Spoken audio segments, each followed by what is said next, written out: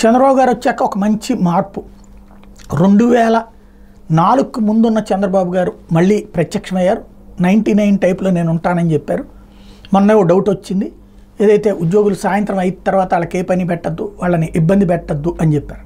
కానీ గ్రౌండ్లో చూస్తే ఇప్పుడు కనబడుతున్నటువంటి ఎమ్మెల్యేల పర్యటనలు, మంత్రుల పర్యటనలు, ఈ సందర్భంగా అధికారులు పరుగులు పెట్టాల్సి వస్తుంది. స్వయంగా చంద్రబాబు గారి కోసం పరుగులు పెట్టాల్సి వస్తుంది.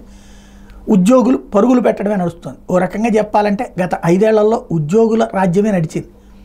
జీతాలు సక్రమంగా రాలేదన్నటువంటి కాన్సెప్ట్ తప్పించి ఉదయం పూట డ్యూటీల పరంగా చూసుకుంటే ఆ డ్యూటీ టైమింగే, సాయంత్రం పూట అసలు ముఖ్యమంత్రే స్వయంగా రిలాక్స్ అయిపోతారు 5 తర్వాత. ఓ రకంగా ప్రభుత్వపు కార్యాలయం లాగానే రాష్ట్ర ప్రభుత్వ కార్యకలాపాలు కూడా సాగింది.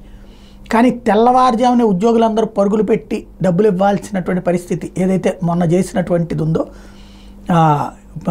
పెన్షన్లది, అట్లాగే ప్రతి క్షణం పరుగులు పెట్టేటటువంటి పరిస్థితి అయితే ప్రారంభమైంది.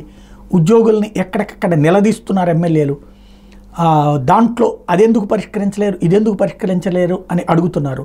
రాబోయేటువంటి రోజుల్లో ఇది ప్రజల కళ్ళెదురుగుండానే జరుగుతున్నది కాబట్టి దీనివల్ల వచ్చే మార్పు అన్నటువంటిది ప్రజలు అబ్జర్వ్ చేస్తున్నారు. అంటే అధికారుల దగ్గరికి వెళ్తే స్పందన ఉండదు అన్నటువంటి దశ నుంచి అదే అధికారిని తమ ఎదురుగుండా మందలిస్తే వచ్చేటటువంటి ఇది వేరు, అది ప్రస్తుతానికి చేస్తున్నారు. కాకపోతే మందలింపు తర్వాత సెకండ్ ఫేజ్ కార్యక్రమం కావాలి. అది దానికి కావాల్సిన నిధులు ఇచ్చి చేయడం. డబ్బులు ఇచ్చాక కూడా ఉద్యోగి చేయకపోతే తప్పు. డబ్బులు ఇవ్వకుండా ఉద్యోగిని కనుక విమర్శిస్తే ఆ ఉద్యోగులు రేపు పొద్దున అది నెగిటివ్ అవుతారు. అది ఆలోచించుకుంటే సరిపోతుంది.